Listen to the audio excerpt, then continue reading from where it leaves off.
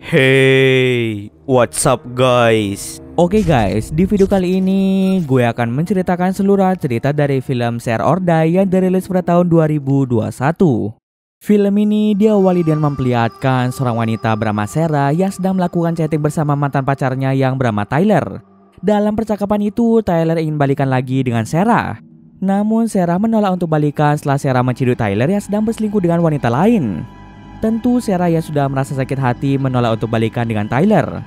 Meskipun Tyler sudah beralasan jika ia mabuk saat itu, tapi tetap saja Sarah menolak untuk balikan. Tak berselang lama, salah satu teman Sarah bernama Becca mengirimkan Sarah sebuah gambar bertuliskan Share or Die. Dari keterangan di gambar, terdapat dua pilihan dan seseorang harus memilih salah satu pilihan agar mereka tidak mati. Pilihan pertama, seseorang diharuskan membagikan rahasia diri sendiri kepada publik.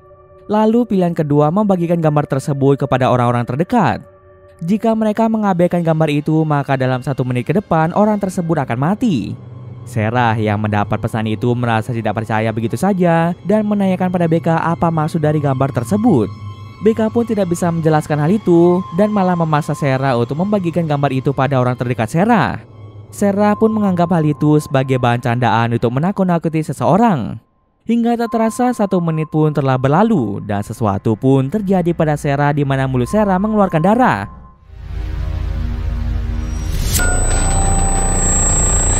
Sarah mencoba bertanya pada Becca tentang apa yang terjadi pada dirinya. Namun Becca tidak menjawab pesan Sarah. Bahkan lampu di kamar Sarah pun mulai berkedip-kedip. Secara perlahan Sarah pun berjalan keluar kamar dan ia pun bertemu dengan ibunya di ruang tamu. What's wrong with me? Oh honey, come on. Sarah menjelaskan pada ibunya bahwa ada sesuatu yang terjadi pada dirinya. Ketika Sarah mendekat ke arah ibunya, ibunya langsung menusuk Sarah menggunakan pisau tepat di kepalanya. Setelah kejadian itu, banyak berita yang bermunculan di internet maupun televisi yang membahas tentang kematian banyak remaja akibat mendapat pesan gambar tersebut. Dari hasil investigasi, terdapat 4 remaja yang tewas setelah mendapat pesan gambar Share or Die. Di antaranya ada Elisa, seorang wanita yang ditemukan tewas di halaman belakang rumah akibat dibunuh oleh adiknya sendiri. Kemudian Tanner Jacob, seorang gamer yang meninggal akibat tenggelam. Chad Wilson yang ditemukan tewas di kampusnya karena bunuh diri. Dan yang terakhir ada Sarah yang tewas akibat dibunuh oleh ibunya. Ternyata sebelum mereka berempat meninggal, mereka sempat menerima pesan gambar Share or Die di sosial media mereka. Gambar tersebut pastinya memiliki kaitan dengan kematian-kematian para remaja tersebut. Diakini bahwa postingan itu bisa membunuh seseorang apabila mereka tidak membagikan postingan gambar itu pada orang lain. It has shocked the community and left be asking themselves the same question. Sementara itu, 2 teman Sarah yang sedang berjemur bernama Monica dan Jessica tiba-tiba mendapat kabar tentang Sarah yang telah meninggal dunia. Mendengar kabar tersebut membuat mereka merasa sedikit syok. Setelah dirasa cukup berjemur, mereka berdua pun segera kembali pulang. Namun sesampai di mobil, Jessica menerima sebuah pesan berupa gambar Share or Die. Jika dalam 1 menit Jessica tidak memilih pilihannya sudah ditentukan, maka Jessica akan meninggal. Tanpa mereka sadari, terdapat mobil yang melaju dengan kencang ke arah mobil Jessica dan Monica. Mereka pun secara perlahan mulai membaca peraturan yang ada, di mana pilihan pertama Jessica harus memberitahukan kepada publik tentang rahasia yang hanya Jessica ketahui. Kemudian pilihan kedua, Jessica disuruh membagikan gambar itu pada orang-orang terdekat Jessica. Awalnya Jessica ingin mengabaikan pesan tersebut, namun untungnya Monica langsung menekan HP Jessica dan membagikan gambar itu pada teman terdekatnya sehingga membuat Jessica pun selamat dari mara bahaya. Di tempat lain, Becca yang sedang bersantai di kamarnya tiba-tiba mendapatkan telepon dari salah satu temannya bernama Junior. What are you talking about? You know what? You're gonna get the post next.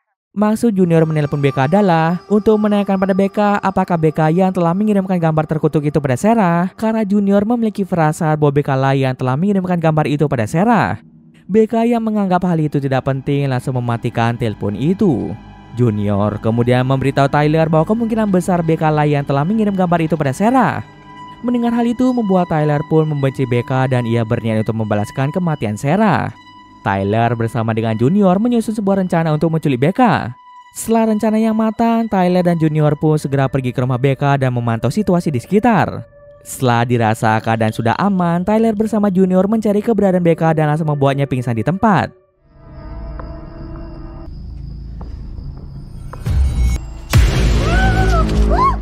Ketika Becca terbangun, Becca sudah berada di rumah Tyler dalam keadaan disekap.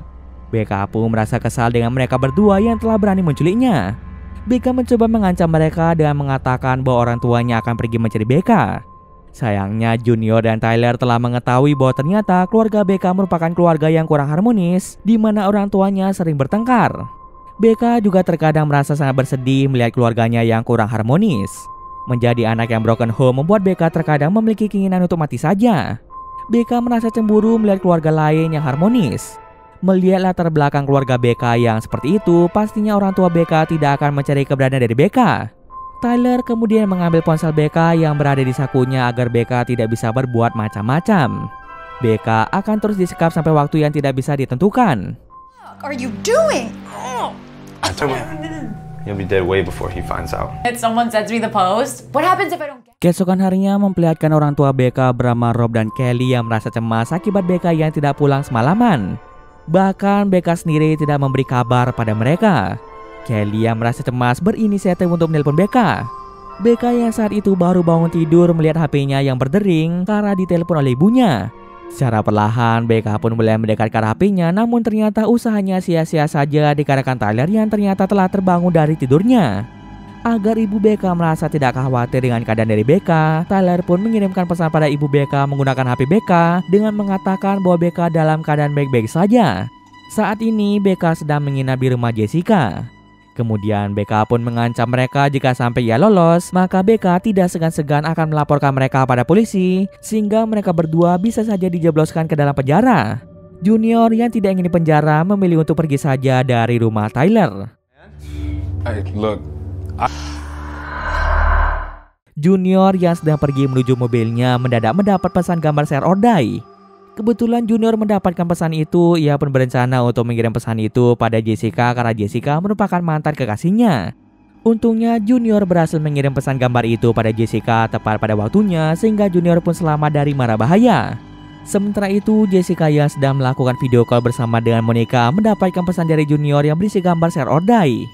Jessica pun memberitahu Monica tentang Junior yang mengirimkannya pesan gambar share or die. Mendapatkan pesan itu, Jessica lebih memilih untuk menghiraukan pesannya. Sementara Monica itu sendiri memaksa Jessica untuk mengirimkan pesan itu pada orang lain agar Jessica terhindar dari mara bahaya. Sayangnya waktu telah habis sehingga Jessica mendadak berubah dan dia dengan nekat merobek kulit kepalanya sendiri hingga membuat Jessica pun tewas seketika. Kematian Jessica tentu membuat Monica merasa sangat terpukul. Monica yang kesal langsung menelpon Junior yang telah tega mengirim pesan terkutuk itu pada Jessica hingga membuat Jessica tewas. Karena sudah muak dengan Junior, Monica pun mematikan telepon itu. Sementara itu, Kelly memberitahu Rob tentang firasat buruknya bahwa ada sesuatu yang telah terjadi pada BK. Meskipun keluarga BK kurang harmonis, tapi terlihat Kelly merasa khawatir dengan BK yang tak kunjung pulang. Lalu Kelly pun menunjukkan pesan yang dikirim oleh BK sebelumnya pada Rob. BK tidak pernah mengirimkannya pesan I love you pada ibunya sendiri. Karena keluarga BK ini bisa dikatakan kurang harmonis, maka mereka merasa curiga dengan pesan I love you yang dikirim oleh BK. Jangan-jangan BK telah diculik dan disandra oleh seseorang. Sebelumnya BK memberitahu Kelly tentang keberadaan BK yang menginap di rumah Jessica. Dan oleh sebab itu, Kelly pun segera menelpon ibu Jessica. Tapi setelah Kelly menelpon ibu Jessica, ternyata ibu Jessica sedang menangisi kematian Jessica yang meninggal dengan mengenaskan. Kelly pun mengucapkan bela sungkawa atas meninggalnya Jessica pada ibu Jessica. Kemudian Rob meminta Kelly untuk mengambil pistolnya di kamar dan Rob yang akan mencari keberadaan dari BK. Kembali lagi ke BK yang disekap oleh Tyler. Tyler kemudian melihat HP BK yang mendapatkan pesan dari seorang pria bernama Rom. Rom mengatakan bahwa ia tahu cara menghentikan teror gambar share or die. Tyler mencoba bertanya pada BK tentang siapa itu Rom. Akan tetapi BK itu sendiri sama sekali tidak mengenal Rom. Rom kemudian memberitahu BK bahwa BK bisa saja mendapatkan pesan itu berkali-kali, sehingga BK lama-kelamaan akan dalam bahaya. Untuk mencegah hal itu terjadi, Rom meminta BK untuk bertemu dengannya di suatu tempat. Tyler yang merasa penasaran dengan pria bernama Rom, mulai melepaskan BK dan mengajak BK untuk bertemu dengan Rom. Oh my god, are you letting me go? Not exactly. Oh, fuck you, Ty. Sesampai di lokasi yang sudah mereka tentukan, akhirnya Tyler dan BK bertemu dengan Rom. Rom kemudian menjelaskan siapa dirinya pada mereka. Di sini Rom bertugas untuk membantu BK agar bisa selamat dari teror pesan terkutuk itu. Rom ini ternyata ingin sekali menghentikan kematian orang-orang akibat pesan terkutuk itu. Terungkaplah bahwa ternyata Rom telah melakukan riset mendalam terhadap pesan gambar kematian Sher Ordai. Gambar Sher Ordai ternyata memiliki kutukan di dalamnya. Kebanyakan orang akan memilih pilihan kedua sehingga mereka lupa akan pilihan pertama. Sesuai dengan keterangan di gambar, terdapat dua pilihan dan seseorang harus memilih satu pilihan agar mereka tidak mati. Pilihan pertama, seseorang harus membagikan rahasia diri sendiri kepada publik. Lalu pilihan kedua, membagikan gambar tersebut kepada orang-orang terdekat. Kebanyakan orang pasti akan memilih pilihan kedua karena pilihan kedua mudah untuk dilakukan, sehingga mereka lupa akan pilihan pertama.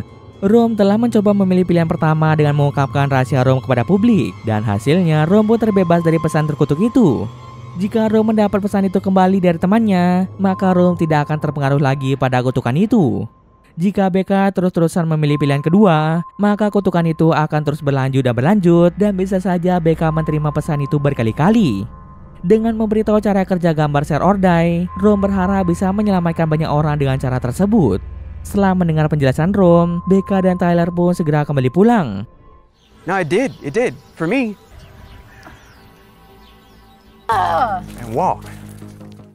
Di tengah perjalanan, tiba-tiba saja I swear to God, if you turn around again, I'm gonna... Tyler pun tewas akibat ditembak oleh Rob. Rob pun langsung membawa BK pulang ke rumah dan meninggalkan mayat Tyler tergeletak begitu saja. Setelah kejadian itu, kini nasib keluarga BK telah berubah. Yang tadinya keluarga BK kurang harmonis, sekarang keluarga BK secara perlahan mulai harmonis kembali. BK pun merasa senang melihat keluarganya kembali harmonis. Saat sedang makan bersama, tiba-tiba saja BK mendapatkan pesan Sher Ordai kembali, dan dalam 1 menit BK disuruh memilih pilihan pertama atau kedua. Mendengar penjelasan Rom kemarin, BK pun langsung pergi menuju kamar dan mulai menyebarkan rahasianya selama ini ke akun Facebooknya, sehingga akan dibaca oleh banyak orang. Setelah menyebarkan rahasianya ke Facebook, BK sangat berharap kutukan itu tidak lagi terpengaruh kepadanya. Dan benar saja, setelah mengungkapkan rahasianya ke publik, tidak terjadi sesuatu yang buruk pada BK. Seketika BK pun merasa lega karena dia sudah terlepas dari kutukan itu. Setelah sekian lama hidup dalam keluarga broken home, pada akhirnya BK kini mendapatkan kebahagiaan bersama dengan orang tuanya lagi, dan keluarganya pun kini kembali menjadi keluarga yang harmonis, damai dan tentram seperti dulu lagi. Dan cerita pun selesai. Oke, mungkin sekian dulu video kali ini. Jika ada kesalahan, gue mohon maaf. Oke, see you next video guys.